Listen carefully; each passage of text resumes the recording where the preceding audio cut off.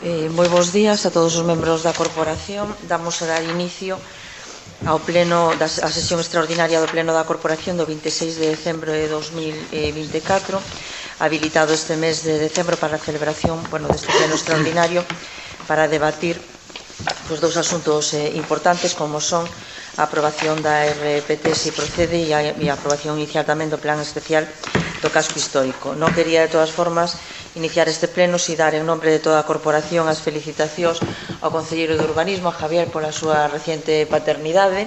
Xulia xa naceu, está aquí, ten uns días e, por tanto, ten unha contribución importante xa ao Padrón Municipal que agradecemos e felicitamos por esta reciente paternidade de só uns días. Pois damos entonces inicio. Punto número 1 na orden do día, aprobación se procede da acta do 30 de outubro de 2024. Por parte dos grupos, algunha cuestión? Entendemos entonces o voto favorable de todos os grupos. Pois apróbase por unanimidade a acta do 30 de outubro de 2024. Segundo punto, relación de postos de traballo do Concello de Allariz, aprobación inicial se procede. Ten a palabra para presentar este asunto o concelleiro de Persoal, Alberto Conde. Bo día. Teremos hoxe ao pleno desta corporación a aprobación se procede da relación de postos de traballo despois dun proceso longo que culminou no documento que todas e todos os concelleiros teñen xa no seu poder. E o traemos coa garantía que nos dá de que este documento fose aprobado pola maioría dos traballadores e traballadoras despois da consulta realizada ao persoal deste concello. É importante entender que unha relación de postos de traballo non só é un documento administrativo, é unha ferramenta que nos permite organizar e xestionar de maneira eficiente os recursos humanos do Concello ou definir claramente as funcións, responsabilidades e requisitos de cada posto, mellorando así tamén a calidade de servizo que ofrecemos ás nosas veciñas e veciños. Unha relación de postos de traballo ben estruturada contribúe á transparencia na xestión do Concello, xa que as veciñas e veciños teñen dereito a saber quen son as persoas que traballan no Concello e as súas funcións. E, polo tanto, iso non só xera confianza, senón que tamén fomenta un sentido de responsabilidade e compromiso entre as empregadas e empregados. Ademais, contar cunha relación de postos de traballo permítenos identificar as necesidades de formación e desarrollo persoal das e dos traballadores. A coñecer as competencias requeridas para cada posto podemos deseñar programas de capacitación que fortalezan as habilidades e, polo tanto, que redundan nunha mellor prestación do servicio á comunidade. Tamén é clave para a planificación estratégica do Concello, xa que permite anticipar as necesidades futuras e adaptarnos aos cambios. Por outra parte, en relación á parte estrictamente económica, temos que ter en conta, tal como se indica na memoria que teñen no seu poder, o cumprimento da normativa orzamentaria, ao mesmo tempo tamén a capacidade económica do Concello de Allariz, que permita unha revisión dos salarios e responda ao criterio de adecuación obxectiva das retribucións ás particulares características profesionais e funcionais dos diferentes postos. Indicar que esta relación de postos de traballo supón, polo tanto, para o Concello de Allariz, desde o punto de vista económico, un incremento de gasto de personal de 113.013,54, ademais da Seguridade Social, unha vez que se termine a aplicación progresiva do complemento específico e de destino que se realizará ao longo dos próximos 3 exercicios. Permítanme, simplemente xa para rematar, que agradezcamos o traballo realizado por a empresa Galivalia e, por suposto, polas centrais sindicais ao longo desta negociación. Tamén non me esquezo de agradecer a todas as traballadoras e traballadores do noso Concello por a paciencia demostrada durante a negociación desta RPT, pola disponibilidade que sempre demostran e polo traballo eficaz que diariamente desenvolven. Moitas gracias. Por parte dos grupos, o Grupo Popular. Bueno, pois para a nosa banda, primeiro, felicitar esta corporación realmente por ter hoxe encima da mesa este documento que se vai aprobar, porque estaba mentalmente botando conta para atrás e creo que xa empezamos a pedir mocións para que se fixera unha RPT, se aprobase unha RPT neste Concello dende que eu estou fai 18 anos, casi máis ou menos, e nunca se fixo. Por lo tanto, quero señalar que, bueno, pues esta corporación que vostedes neste momento representan, nos participamos, pero que o seu traballo e a súa labor hoxe teñen este documento aquí encima da mesa. Como se debatiu ao longo deste tempo en diversas conversas que houve e comisións e demais xa suficiente sobre a RPT, está aquí o documento e a maioría dos empregados do Concello votaron ese documento a favor da mesma, e entendendo a importancia que ten, non nos poñíamos de acordo se votar a favor ou na abstención. Eu, por o primeiro que dixen, votaría a favor, sin dúbida ninguna. Vámonos a abster para cumplir tamén un pouco o criterio dos meus compañeiros, porque dicen, bueno, hai un 60% da plantilla que votou a favor e hai un 40% aí que quedou que non temos claro cual é a súa posición. Entonces, para ser imparciais, pero desde logo estando absolutamente de acordo de que este documento era necesario e vital para o desarrollo económico e a transparencia do Concello, porque era un tema, pois eso que, como ben dixo o concelleiro, todos os cidadáns da Allariz temos dereito a coñecer cales son os traballadores e os postos que desempeñan neste Concello, e entonces por primeira vez realmente se cumple con esa transparencia que moitas veces se falaba dela, pero había escollos como este que non se cumplían, nada máis. Ben, pois dando as gracias pola intervención. É verdad que era unha asignatura pendiente que tiña este Concello, que creemos que agora, efectivamente, pois con esta aprobación da RPT por parte dos traballadores, da proposta da RPT por parte dos traballadores, queda resolta.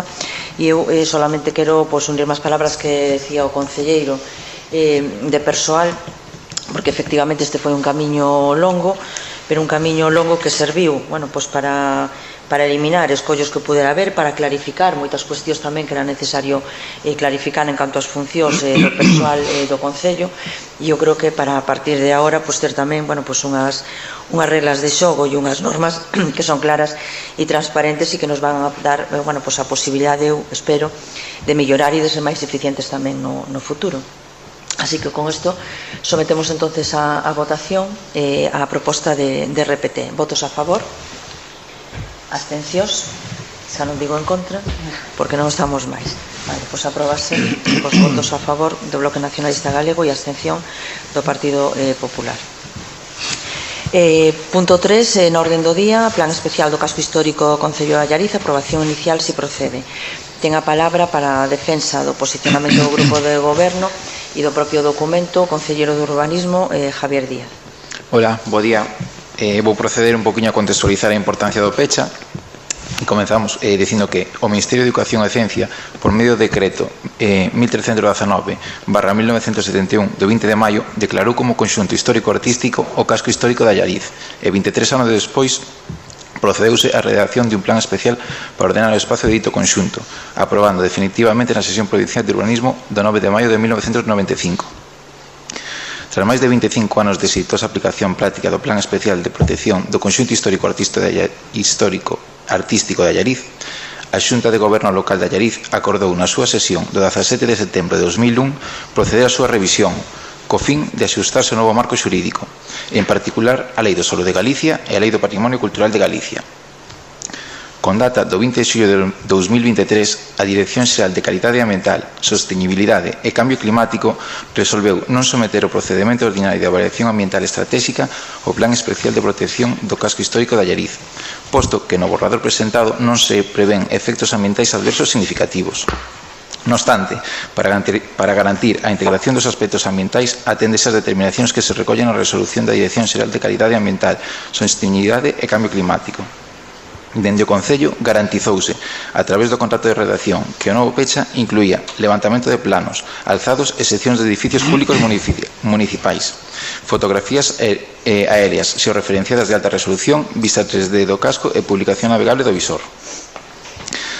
A declaración do conxunto histórico-artístico feita polo decreto 1319/71 do 29 de maio non conleva un ámbito definido, nin un perímetro pechado, senón que consistiu no sinalo dos elementos e bens definitorios que conforman deste conxunto, como poden ser a Igrexa de Santiago e os seus arredores, a Igrexa de San Estevo, Adro e rúas que envolven, Convento de Santa Clara e os seus arredores, zona da Igrexa de San Pedro, Rúa do Xardín cos seus entorques como a antigua muralla medieval, zona da Casa de Balcón da Moeiro, a ponte da Igrexa de Vilanova co avance de vista ao río, zona de Acerrica do Paseo do Arnado, incluída a Alameda. A partir de aí, o criterio seguido para fixar a delimitación concreta do ámbito propio do conxunto histórico-artístico parte das normas subsidiarias municipais da Allariz. Non foi outro que o de converter en perímetro o que xa deseu xa o forma. De certo, os arredores das igrexas citadas, Santiago, San Estevo e San Pedro, xunto coas rúas do Xardín, a día de hoxe Don Pepe Buga e os seus entorques coa antigua muralla, veñen a supoñer a delimitación do último dos recintos amurallados medievais. O convento de Santa Clara, xunto coa súa finca e campo de Barreira, no que se inscribe a igrexa de San Bieito e o que se asoma o vello arrabalde do Couto, conéctase con este casco, do mesmo xeito que fai a zona situada baixo a casa e o balcón da Moeiro. Doutra parte, hacia Rica, na marxa esquerda e o Paseo do Arnado, incluída a Alameda, na ribeira dereita, incorporan ao río Arnoia este conxunto histórico, acollendo así no seu interior o castelo e as hortas da súa base septentrional. Fora, a lo menos aparentemente, do conxunto así configurado, pero que entendeu como necesaria a súa incorporación, eles están na banda dereita a bella fábrica de coiros de Nogueira, augas abaixo a ponte San Isidro e a torre Lombarda, na banda esquerda do río.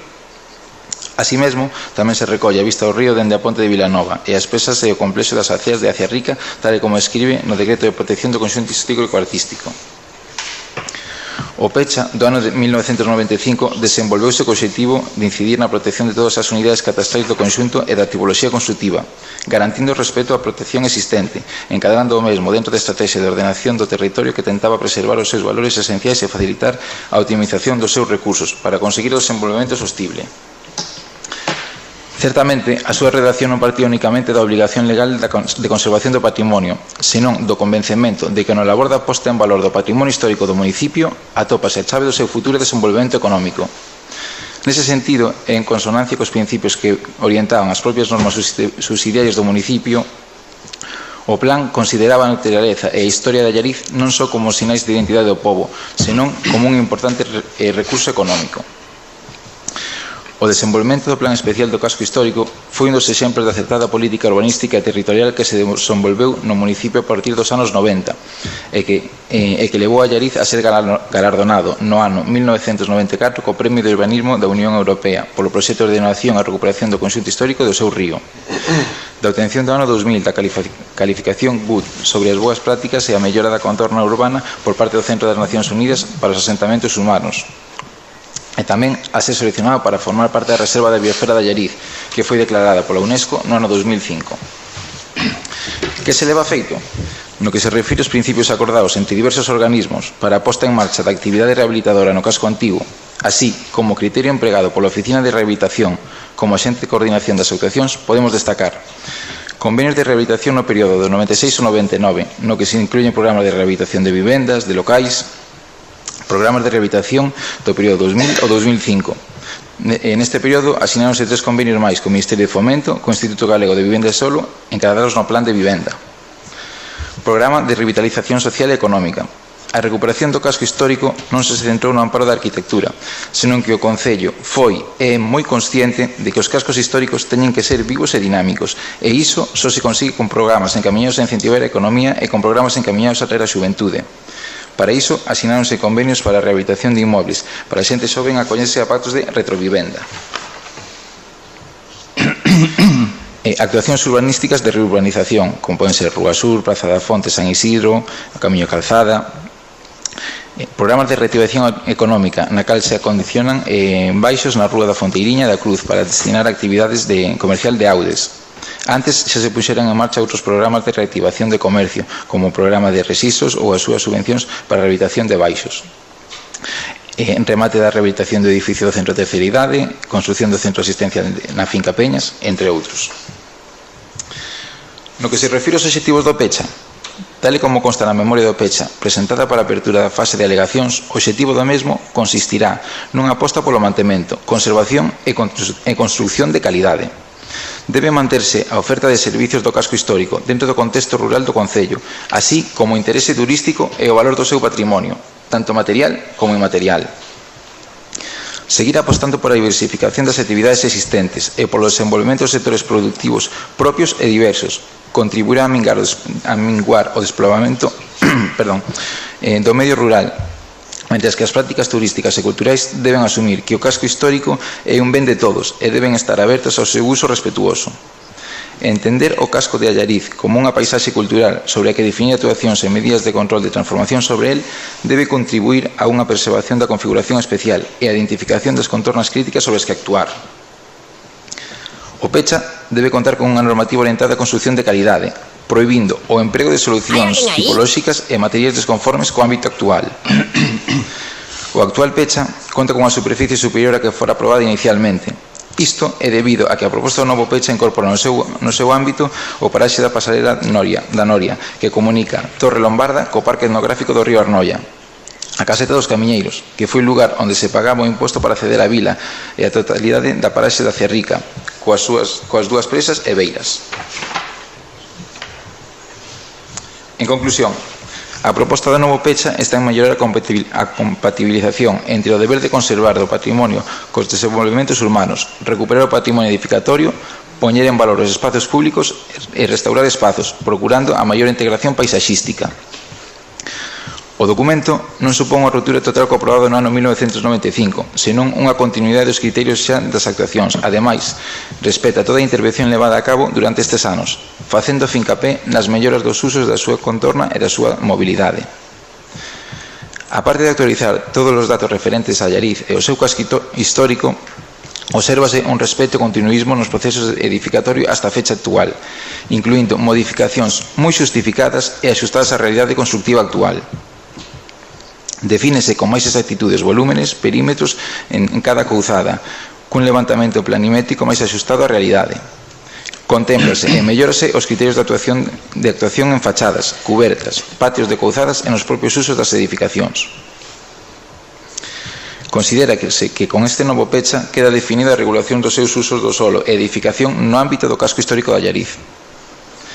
O presente documento axústase a normativa europea en relación de protección da paisaxe, en actuacións como poden ser o corredor verde do río Arnoia, que a súa vez permite unha calidade de vida tanto para os veciños como os visitantes. Neste documento faise especial énfase á protección da zona do castelo e da marxe do río. En relación a isto, amplíase o ámbito de actuación do casco, ontendo unha maior relevancia ás marxes do río Arnoia. No que se refire á súa tramitación, unha vez pasada a fase inicial, actualmente atopamos nunha segunda fase, no que se somete o expediente a información pública por prazo de 2 meses mediante anuncio que se publicará no Diario Oficial de Galicia en un dos xornais de maior circulación na provincia, e en notificar aos titulares catastrais dos terreos afectados. Durante o mencionado prazo, os interesados poderán formular cantas alegacións teñan por convinte. No que se refire ao órgano competente de aprobación, a Lei 7/1985, 2 de abril, reguladora das bases do réxime local, establece, como atribución do alcalde ou alcaldesa, a aprobación dos instrumentos de planeamento, de desenvolvemento e planeamento xeral non expresamente atribuídos ao pleno, así como a dos instrumentos de xestión urbanística e dos proxectos de urbanización. Así mesmo, este grupo de goberno decide traer este pleno e o presente plan para a súa consideración e votación de cara a súa aprobación. Para finalizar esta intervención, gustaríame recordar a importancia que ten a zona do Castelo e as marxes do río Arnoia. O ámbito do conxunto histórico-artístico está colorado polo Monte do Castelo, cos seus 493 metros de altura.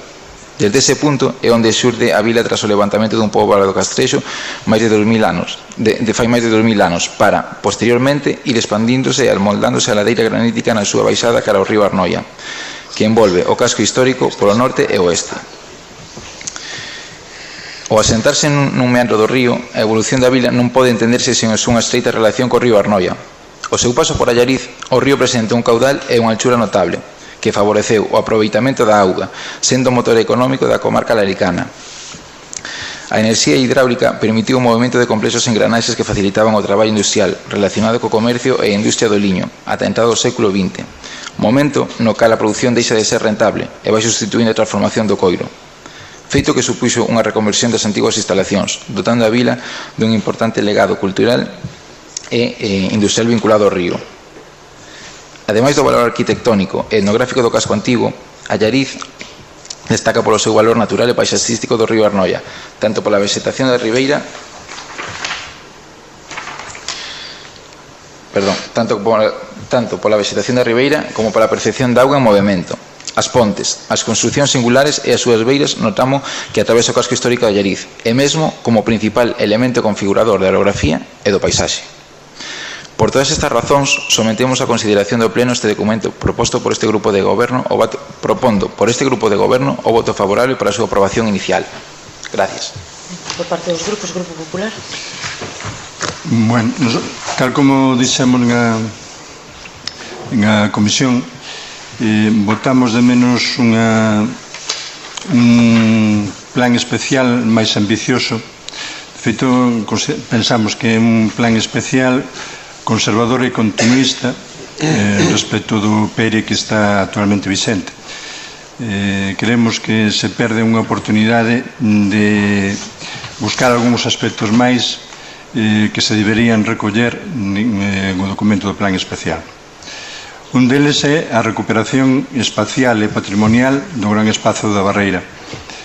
Aí hai intervencións que se levaron a cabo en diferentes anos e bótase de menos un criterio unitario en canto ao uso, pavimentación que hai. Debería haber incluso nós unha alegación que presentamos no proceso de avaliación ambiental. Facíamos unha proposta de facer un pequeno PERI dentro do PERI para resolver arquitectónicamente e patrimonialmente, espacialmente, o gran espacio da Barreira, que ademais debería darlle a importancia que ten o mosteiro de Santa Clara, que temos ao fondo, que é un telón de fondo importante, que en outros cascos históricos cando hai un mosteiro desa categoría potenciase. Aquí parece que o temos escondido, agachado, con unha iluminación escasa, que debería formar parte, ou sea, ser unha parte importante dese gran espazo da Barreira, de forma que non desapareza polas noites. É dicir, polas noites parece que o mosteiro de Santa Clara desaparece. Tamén deberemos controlar o uso que se dá a ese gran espazo da Barreira, que actualmente funciona durante os días da semana como un gran aparcadoiro. O sábado sí funciona con un uso tradicional que é o das feiras. Entón, débese repensar, retomar, analizar detalladamente o uso que se dé ao gran espazo de Barreira e, como despois comento, hai propostas alternativas que permitirían suprimir ese uso como aparcadoiro, como gran aparcadoiro dentro do casco, que distorsiona ese ámbito espacial. Outro tema importante é a supresión de barreiras arquitectónicas. Non é unha cousa moi complexa, é dicir, hai diversas escaleiras no viario público e deberíamos, en os tempos en que estamos, igual que se fixo no seu día aquí no propio Concello, a nivel urbanístico, tratar de darlle solución a todos os viarios onde hai escaleiras. E o exemplo máis claro témolo aquí entre a Praza Maior e a Praza de Abaixo, que non hai unha comunicación directa que non sexa a través de escaleiras. Tradicionalmente, antiguamente, non tanto, algúns de vós acordarevos, había unha comunicación directa sin escaleiras entre a Praza Maior e a Praza de Abaixo que se podría tratar de recuperar. E como este caso, que é o máis notorio, que está en pleno centro do casco histórico, hai outros exemplos de equipamentos públicos e privados que teñen acceso a través de escaleiras e que tamén se debería buscar unha solución, e esa solución debería vir recollido en a proposta do PERI. Despois hai unha cuestión que nos en o documento, en a alegación que presentamos no documento de avaliación ambiental, presentamos que a consolidación da trama de tipoloxía edificatorias. Un casco é importantísimo, entonces fixemos incluso unhas propostas concretas que se referían unha primeira que era o cambio de cualificación de 7 edificacións que estaban cualificadas como EE, que era edificación extensiva ou, para entendernos, edificación illada, sustituílas por EI, que é edificación intensiva ou edificación arrimada. Fixemos unha proposta de modificar 7 delas e en o documento que ven hoxe para aprobación inicial as 7 están modificadas. Tamén propuxemos consolidar a trama edificatoria en edificación arrimada en parcelas vacantes. Facíamos 3 excepcións. Esas 3 excepcións son de parcelas que teñen muros de gran valor. Un deles está na Rúa do Cárcere, subindo a mão esquerda ao final, e 2 están na Rúa Hospital. Con esas 3 excepcións solicitábamos que se consolidara a trama edificatoria en parcelas vacantes situadas entre outras 2 edificacións que tuveran a condición de edificación intensiva ou edificación arrimada. Desas 11 foron xa recollidas en o documento que ven agora para aprobación inicial 10. Entón, falta unha que concretamente a parcela vacante que está ao lado da banca, que gustaríanos que tamén se recollese. Todavía estamos a tempo en a tramitación que ven agora coa exposición inicial, que de momento aí non se recolle, non se lle dá solución a esa parcela, que hai solución arquitectónica para ela. Propuxemos modificacións de alturas en número de plantas, que foron máis dunha dúcia delas, están sendo recollidas e foron recollidas para o documento de aprobación inicial todas elas. Tamén propuxemos que se recolleran, porque tipolóxicamente son importantes, ainda que son escasas, todas as escaleiras exteriores de edificacións das vivendas, algún patio que hai, que é unha tipoloxía moi escasa, e recolleronse tamén todos eses casos, é dicir, todas as casas que tiñan escaleiras exteriores e algún que tiña patio, recolleuse en o documento que ven agora para a aprobación inicial. Antes comentaba o concelleiro de BNG que facía exposición a proposta do PERI, falaba de as axudas que houve para a rehabilitación en tempos pasados, pero ahora mesmo non está habendo esas axudas para a rehabilitación. Un dos obxectivos por os que se generou precisamente ou se creou a Oficina de Rehabilitación foi para potenciar as axudas á rehabilitación. Ese era o obxectivo inicial, primisenio, de Oficina de Rehabilitación. Entón, actualmente votamos de menos a firma de convenios para as axudas que existen para cascos históricos, para a rehabilitación de cascos históricos, e tamén que ademais arrastra a outras axudas que hai para o Camiño de Santiago. É dicir, non che poden dar unha axuda para unha rehabilitación ao Camiño de Santiago se tú estás en un casco histórico e non hai un convenio firmado. Entón, convén, digamos, asinar eses convenios e telos ao día e, ademais, difundilo, potencialo desde a Oficina de Rehabilitación. Outro tema do que se falaba en a presentación do PERI era, por así dicir, a preservación do patrimonio material e inmaterial do casco. E, efectivamente, dentro da potenciación non só material, senón da inmaterial, está a potenciación dos usos tradicionais. Entón, agora estamos nun risco de terciarización e centrificación do casco histórico. Estamos no límite. Digamos que estamos a tempo de evitar que eso ocurra. Entón, temos que tomar as medidas necesarias para potenciar o uso residencial permanente dentro do casco e ver os límites que temos para que non se nos vaya da mau o tema da terciarización e a centrificación. Centrificación que, en certo modo, tamén se dá cos equipamentos que hai dentro do casco. Algúns deles son equipamentos, por así decirlo, impropios, porque son equipamentos públicos que se destinan a usos que son máis ben de carácter privado, como poden ser restaurantes, incluso algún hotel. É dicir, os equipamentos públicos deberían ter outro uso distinto dese. Un tema puntual que se recolle é o cambio de uso da rectoral de San Estevo. Iso é unha modificación dun uso tradicional por un equipamento que nós pensamos que se debía manteñer ese uso actual, que é un uso tradicional, e que evidentemente axuda a manteñer o criterio, o patrimonio inmaterial do casco histórico. É dicir, non podemos dicir que vamos a defender o patrimonio inmaterial e despois estálo modificando. É dicir, ten que haber unha certa coherencia. Despois, a isto temos que añadir un tema de o que son os aparcadoiros. Relacionado co tema que expuña antes, en a Barreira, ademais de facer un estudio global da Barreira, temos aí unha posibilidade que a Comisión se comentou e que o propio equipo de goberno en o seu momento estudiou e nós tamén o propuxemos no noso programa, que é establecer un aparcadoiro soterrado en a Barreira.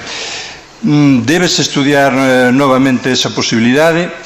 A pesar de que inicialmente poda ocurrir de que non haxa demasiada demanda para aparcamentos, para plazas de aparcamento privadas, ou sea, permanentes para os residentes no casco, pódese sosteñer coas cuotas que se cobren aos non residentes que veñan en as visitas que fan a Allariz, os que actualmente aparcan a Barreira. Se houbera, pode haber plazas de dous tipos, permanentes e temporais, e con esas plazas temporais axudar a manteñelo e indirectamente axudar que despois todos os que residan o casco ou teñen apetencia por facerse con vivendas dentro do casco, que teñan unha alternativa para aparcador que ao mellor non o pode conseguir unha súa propia vivenda, que esa praza aparcadoiro a teñan un lugar próximo como podría ser a Barreira. Desa maneira solucionaríamos dos temas cunha única solución. Suprimiríamos as plazas de aparcaderos superficiais que hai en a Barreira actualmente, que, bueno, a verdade que como imaxen do casco non axudan. É dicir, ese espazo temos que darlle unha volta, recuperalo, darlle un tratamento unitario, porque hai unha suma de tratamentos aí. Evitaríamos todos eses coches que están aparcados en superficie, non distorsionaríamos a imaxen que temos do casco e ao mesmo tempo podíamos dar unha solución de aparcamento a todos os que queiran residir dentro do casco. Ademais de todo eso, despois hai as cuestións concretas que poden facer referencia e que si teñen xa relación coa proposta que se fai do propio PERI, que son os obxectivos que se plantexan en canto a normativa e documentación que hai.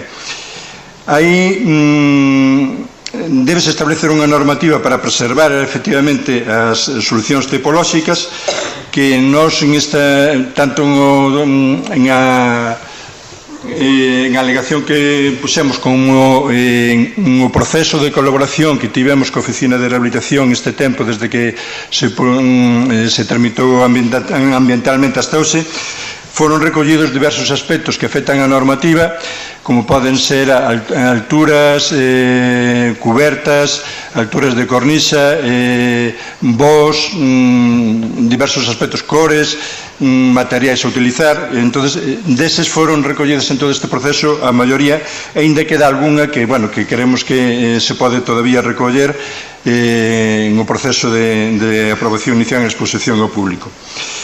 Pensamos que tamén se debe mellorar a documentación cartográfica en os planos. Parte da documentación cartográfica xa foi recollida os planos de cualificación, foi recollida en o referente aos planos de alturas, pero os demais grupos de planos aínda non se recolleu, non son suficientemente nítidos. Esa é relativamente fácil subsanar esa falta de definición que especialmente se dan os planos de protección. E despois queda finalmente o que é a documentación individualizada recollida en as fichas. Hai cerca de 650 fichas. En este proceso que houve desde o trámite de avaliación hasta ahora, en a colaboración que tivemos coa Oficina de Rehabilitación, propuxéronse 325 modificacións que afectan a parcelas ou edificacións concretas. Desas, a maioría foron recollidas total ou parcialmente. Algúnas quedan pendentes, creemos que en o proceso de exposición ao público que todavía se poderán depurar esas fichas. Da documentación que hai, a parte que precisamente está un poquinho máis cosa é a das fichas, porque o objetivo principal que tivemos foi resolver de forma prioritaria todos aqueles aspectos que eran os máis fundamentais que podían influir en os volumes das edificacións, de forma que esas puderan chegar á aprobación inicial xa correxidos. Quedan ahora dous puntuales que esperemos que se podan solucionar. Os demais non son tan importantes, pero creemos que sí se deben recoller. Hai incongruencias entre os planos e as fichas que se deben solucionar. En as edificacións con fachadas que dan a máis dunha rúa porque hai desniveis, falta de definición as fichas, é dicir que se temos fachadas que dan a varias rúas, débese sinalar, por exemplo, cual é a fachada de cada unha delas, a rúa de cada unha das fachadas, e non recoller solamente a rúa na que está identificada a ficha, identificar tamén as alturas en número de plantas, as alturas de cornisa, tamén as rúas as que de fronte esa edificación. Tamén hai insuficiente definición as edificacións con varios volumes edificatorios. Xeralmente solamente se recolle unha altura en número de plantas, unha altura en metros, unha altura de cornisa. Deben ser, se hai varios volumes, deben ser recoller pormenorizadamente os datos correspondentes a cada un deles. Alturas de cornisa quedan por recoller e matizar bastantes todavía edificacións. Alturas de cumios tamén quedan, recolléronse e melloráronse notablemente a maioría das disposición de cubertas nos planos de cubertas, pero quedan pendentes todavía alturas de cumios que non son, por así dicirlo, proporcionales ao fondo edificatorio. E tamén quedan algunhas por corrixir de graos de protección. Nos, de momento, temos xa 75 analizadas máis que se deben corrixir. Bueno, o tempo que haxan a exposición ao público, daremos unha segunda volta para tratar de que se depure o máis posible, digamos, a documentación do PERI.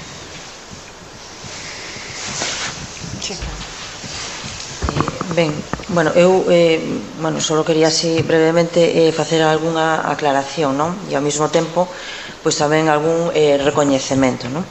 O primeiro deles, eu creo que a intervención do concelleiro do Partido Popular creo que deixa ben claro tamén pois todo este traballo conxunto que se estuvo facendo durante este tempo e que ten permitido pois que se teñan feito achegas e detectado pois erros que eran evidentes, que existían na documentación inicial e que, por lo tanto, bueno, pois que teñamos un documento ahora mellores entre o traballo que se ten feito por parte do Concelleiro do Partido Popular e dos técnicos da Oficina de Urbanismo para que agora teñamos un documento pois con menos erros dos que tiñamos inicialmente.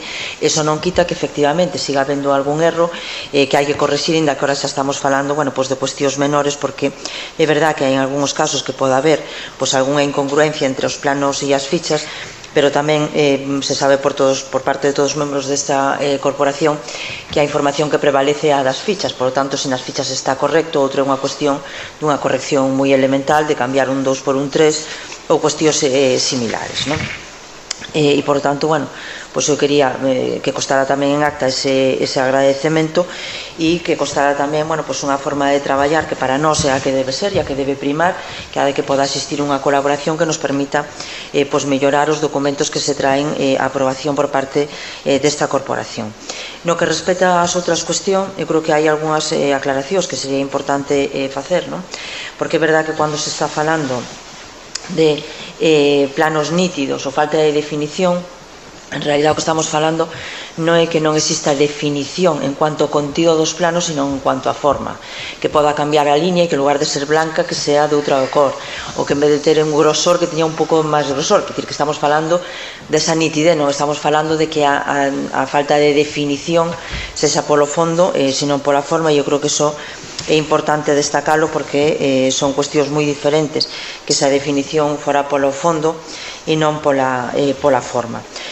No que ten que ver cos equipamentos impropios, eu sinto dicirlle que nos aí non estamos de acordo. Nos consideramos que o uso hoteleiro, hoteles, outra cosa son as vivendas de uso turístico, que é unha cuestión diferente, pero que hoteles e restaurantes forman parte da rehabilitación funcional dos cascos históricos e que hai en algunhas ocasións que é posible facer unha rehabilitación e devolver o uso original, e en outras incluso é bo ou non é posible, como pudo ser no caso do parque etnográfico, muiños e fábricas de curtidos, devolver o seu uso original, e, por tanto, aí faise unha rehabilitación funcional desos espacios, e nos creemos que iso é unha moi boa opción e unha moi boa alternativa para moitas edificacións que existen no casco histórico. Outra cuestión, como decía, é o caso das vivendas turísticas, que no noso concello, igual que en outros concellos, empeza a resultar a ser preocupante, aínda que no noso casco histórico non hai un número significativo de vivendas de uso turístico legales.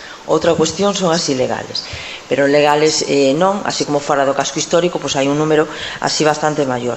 De todas formas, creo que vou tamén coñecer que en este plan especial do casco histórico non se contempla o uso de ningunha edificación para a vivenda de uso turístico, e iso non significa que finalmente no documento final, e iso en estes 2 meses que se nos abren de reflexión, teremos que ver tamén a definición final para ese uso, pero en todo caso, sí que nós somos claramente partidarios de que se limiten, e que en todo caso, vendo como se evoluciona a normativa tanto a nivel estatal como a adaptación que vai haber a nivel autonómico, podamos ter un marxen de maniobra aí.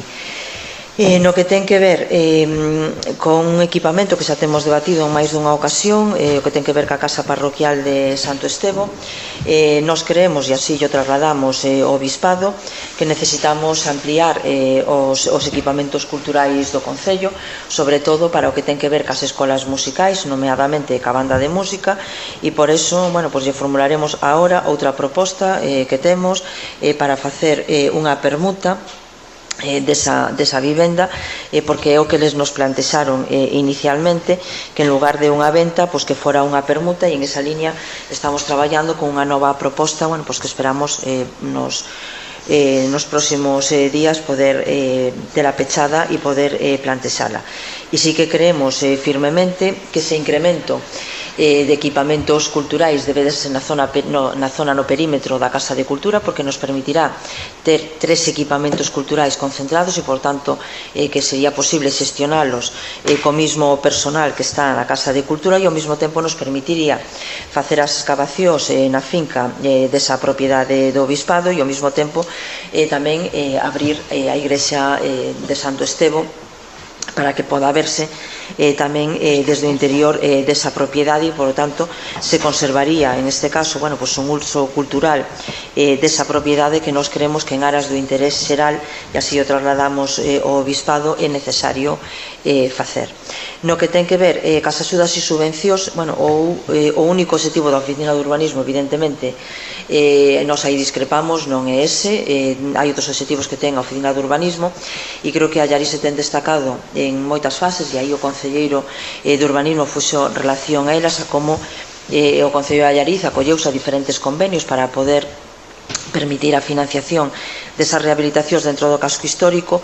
É certo que aí non é tanto problema do Concello, sino un problema da propia Xunta de Galicia, que fixo que moita xente non quixera solicitar, incluso pasamos anualidades enteiras sin unha sola solicitude por parte de ningún veciño para acollerse a esas subvencións, e aí eu creo que xa temos falado máis dunha vez. Aquí hai veciños que aínda non cobraron despois de 10 anos a día de hoxe as subvencións da Xunta de Galicia para a rehabilitación, e o trasladamos a conselleira en aquel momento xa, e ese propio sistema que había de listas de garda que despois non se reservaban dun ano para outro, fixo que foran decaendo tamén a petición de subvencións do casco histórico e que tamén, eso, unido a algunha razón máis que tamén se deu conta no seu momento, fixo eso. Nos, por suposto, para o Concello non é non só ningún obriga renovar esos convenios e, por tanto, nos non temos ningún inconvinte, pero, o inconvinte non estaba, ou a falta de peticións non estaban por falta de inacción nosa, sino porque os veciños, vendo diferentes dificultades que existían, non quixeron acollerse a elas, non?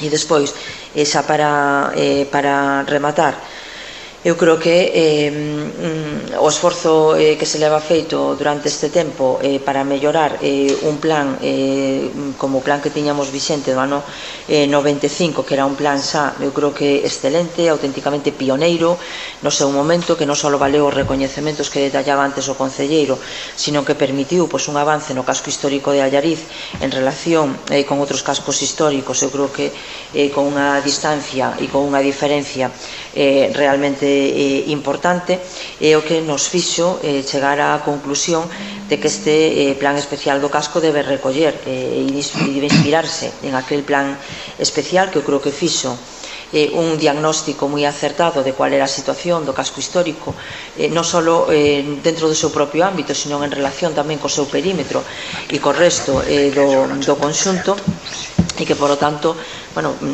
pola nosa parte non cabía a posibilidade de pensar en un plan especial que rompera co que estaba feito, sino que continuara con un traballo que nos creemos que foi importante ao longo destes anos e que tuvo uns resultados acertados. Con estas consideracións, se hai interés por unha segunda turno, os damos, e se non, o segundo turno, sí, se non procedemos despois entonces a votación. O segundo turno. Sí. A ver, parecenos ben, digamos, que se tome como punto de partida o plan especial que está vixente. O que pasa é que nós o que plantexamos é que se amplíe o campo de actuación. De feito, eu interviñen de forma importante precisamente en a redacción do PERI que está actualmente vixente, e contribuín, creo que de forma importante, ao resultado final dese PERI que se aprobou no ano 1995.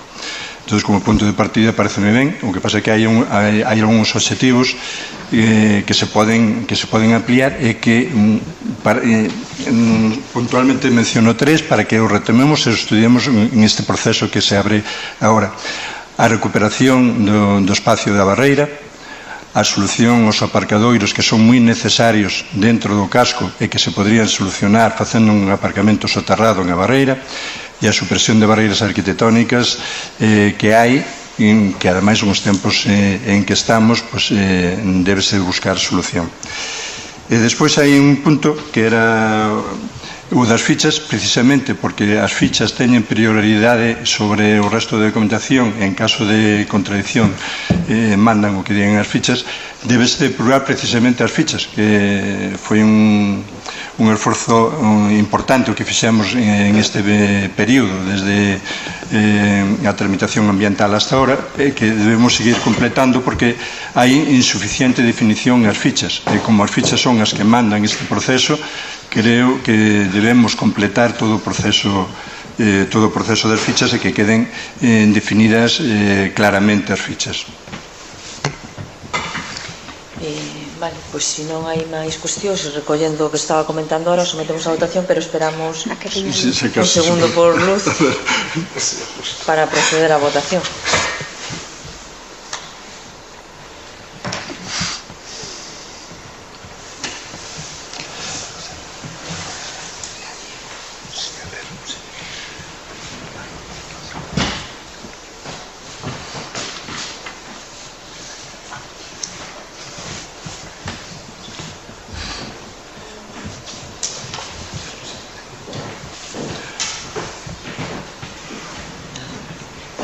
Anuncio que nos vámonos a absteñer porque, bueno, por esas cuestións que comentamos, seguimos dispostos a seguir colaborando co fin de mellorar e obter o mellor PERI posible.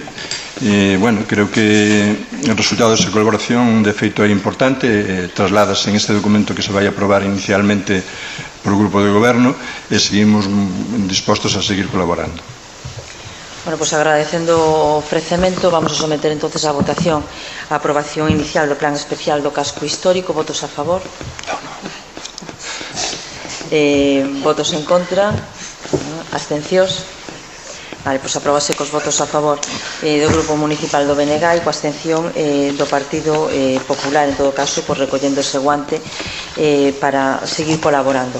Bueno, antes de rematar, pois eu quería desexar que o que queda de festas e sobre todo o 2025 pois sexa o mellor posible para todos os membros da corporación e para os nosos veciños e veciñas. Bueno, pedir disculpas porque efectivamente tuveramos que habilitar o mes de decembro para esta celebración do pleno extraordinario, pero é verdad que son dous asuntos dunha importancia relevante que debían quedar aprobados antes de que finalizara o ano, e en todo caso, bueno, por reiterar eso, pois os mellores desexos para todos os membros da corporación para o 2025, e a Xulia sobre todo, pois benvida outra vez. Pois moitísimas gracias. Bueno, remata o pleno sendo ás 10:58. 10:58.